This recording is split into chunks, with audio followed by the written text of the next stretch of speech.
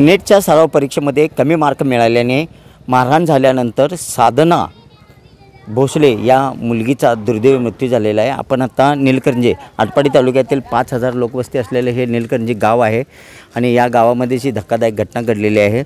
धोंडीराम भोसले हे एका खाजगी शाळेमध्ये शिक्षक आहेत आणि त्यांची मुलगी साधना भोसले ही इयत्ता 10वी मध्ये या गावात सर्वप्रथम आली होती। तिला 94% मार्क पडले होते आणि हुशार असलेल्या मुलगीला डॉक्टर व्हायची इच्छा निर्माण झाल्यानंतर आईवडिलांनी तिला आटपाडी येथील एका खाजगी महाविद्यालयात पुढील शिक्षणासाठी विज्ञान शाखेत तिचा प्रवेश घेतला आणि त्या ठिकाणी ती मुलगी 11वी 12वीचे शिक्षण घेत होती।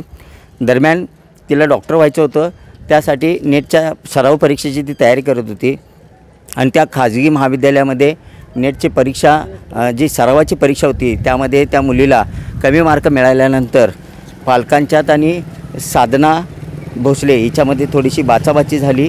कमी मार्क का मिळाले या संदर्भात वडिलांनी विचारणा केल्यानंतर थोडीशी बाचाबाची झाली आणि त्यामध्ये चिडलेले जे शिक्षक आहेत धोंडीराम भोसले यांनी लाकडी दांडक्यानं जी मारहाण केली, त्या जबर मारहाणीमध्ये साधना भोसले हिचा 17 वर्षीय मुलगीचा दुर्दैवी मृत्यू झाला।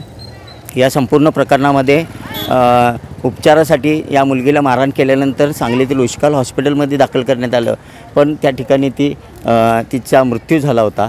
एकंदरीत पाहिलं तर या संपूर्ण घटनेच्या संदर्भात आटपाडी पोलिसांनी या वडिलाला म्हणजे जे धोंडीराम भोसले आहेत त्यांना अटक केलेली आहे आणि पुढील तपास करत आहेत। या संपूर्ण घटनेमध्ये या मुलीची जी आई आहे त्या मुलीच्या आईनेच या केसमध्ये फिर्याद दिलेली आहे। त्यानंतरच या ठिकाणी जे भोसले आहेत त्यांना अटक करण्यात आलेले आहे। पुढील तपास आटपाडी पोलीस करत आहेत। एकंदरीत पाहिलं तर त्या मुलीची आईसुद्धा या गावची माजी सरपंच आहेत। एक उच्च शिक्षित आणि प्रतिष्ठित घर आहे हे आणि या घरामध्ये ही दुर्दैवी घटना घडलेली आहे।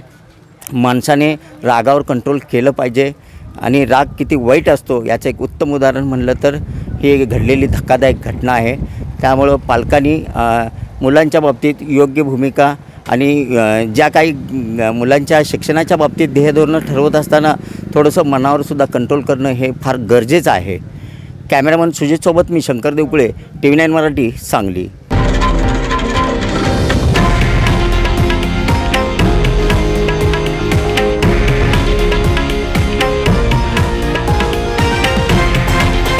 हे आहे देशातील नंबर 1 न्यूज नेटवर्क आणि आपण पाहत आहात TV9 मराठी, एकमेव।